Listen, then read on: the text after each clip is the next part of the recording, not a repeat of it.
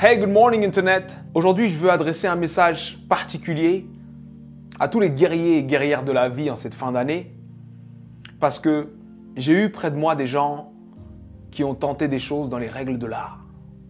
J'ai moi-même plusieurs fois dans ma vie tenté des choses dans les règles de l'art, c'est-à-dire la motivation y était, la planification y était, la foi y était, tout y était et ça n'a pas marché.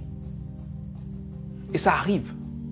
Des fois, ça arrive même que tu sais que ça va marcher, tu fais tout pour que ça marche, mais d'autres choses que tu croyais là s'effondrent. Des imprévus de la vie arrivent en angle mort et boum! Des choses qu'on peut appeler catastrophiques. Et là, tu te poses la question, mais pourquoi moi? Pourquoi c'est aussi dur pour moi? Pourquoi ça m'arrive à moi? Si tu es de ceux qui se posent cette question, il faut que je te raconte l'histoire d'un homme. Cet homme est né en 1809. En 1816, à 7 ans, forcé à travailler parce qu'on est en train d'expulser sa famille. En 1818, il perd sa mère. En 1828, il perd sa sœur. En 1831, il lance son premier business et il fait faillite. En 1832, il se présente aux élections législatives. Il perd. En 1833, il emprunte de nouveau de l'argent pour créer un business qu'il lance et qui fait faillite encore. En 1835, il rencontre une femme merveilleuse, il tombe amoureux d'elle, il se fiance et elle meurt. En 1836, il rentre dans une période sombre de sa vie, il rentre dans une dépression profonde. Et il reste alité pendant 6 mois consécutifs. Mais il se relève. Il se relève et cette même année, 1836, il se représente aux élections législatives et il perd de nouveau. En 1840, il se présente pour être électeur. Il perd. Et en 1842, il rencontre la femme avec qui il va finir sa vie, sa femme. Il tombe amoureux, il se fiance, il se marie et elle lui donne 4 enfants. Et il en perd 3. En 1843, il se présente au Congrès et il perd. En 1845, il se présente de nouveau au Congrès et il perd de nouveau. En 1850, son fils meurt. En 1854, il se présente au Sénat, il perd. En 1956, il se présente pour être vice-président. Il n'a même pas 100 voix. En 1958, il se présente de nouveau au Sénat et il perd de nouveau. Et en 1960, Abraham Lincoln est élu président des États-Unis d'Amérique.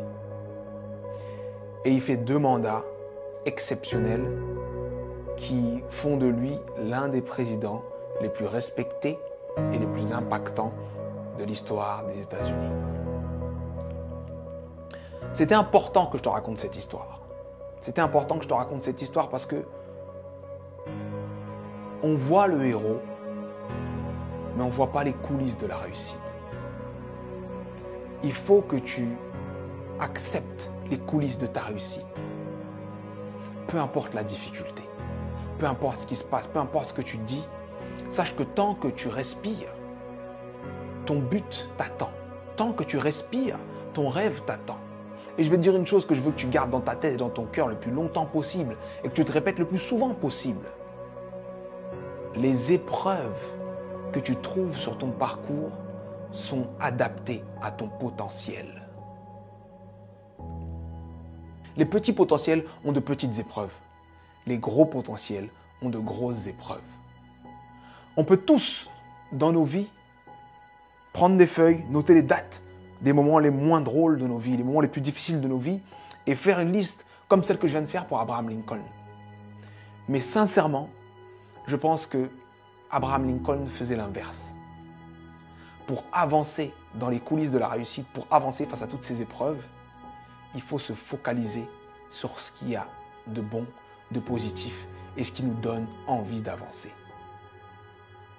Donc, je sais que ça peut être dur d'être au cœur de la tourmente, ça peut être dur de perdre des gens, de faire face à l'échec encore et encore et encore. Mais concentre-toi sur ce que tu es en train d'essayer d'accomplir et accomplis-le. Et je peux te garantir que parce que tu es passé par là, tu as changé l'ampleur, le sens et le goût de ta réussite. Alors traverse ces épreuves. Elles sont adaptées à ton potentiel, elles sont là pour te faire grandir. C'était Sudei. J'espère que cette vidéo t'a plu. Et si elle t'a plu, partage-la. Merci.